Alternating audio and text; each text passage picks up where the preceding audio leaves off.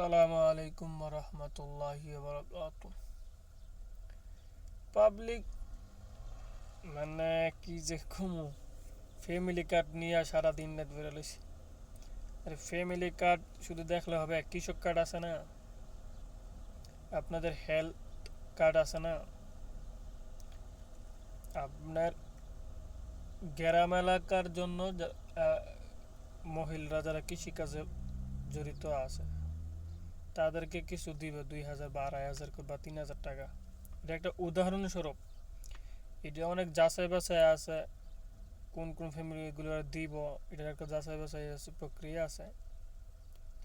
তারপর আপনার health card আছে, কৃষক কার্ড আছে, কৃষক সহজে লোন নিতে পারবে।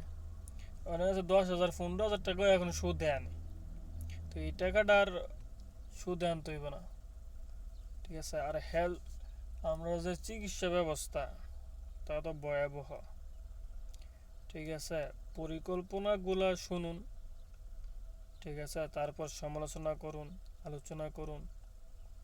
হ্যাঁ, হাসিনা প্রতারণা করছে, তাই বিদায় যে তারেক রহমান প্রতারণা করব, ক্ষমতায় মিথ্যা প্রলোভন দেখাইয়া ক্ষমতায় আসবে, এটা ভাববেন না, ঠিক আছে। আমরা হাসিনা দেখতে দেখতে অভ্যস্ত হয়ে গেছি, তার জন্য আমরা সবাই একই মনে করি।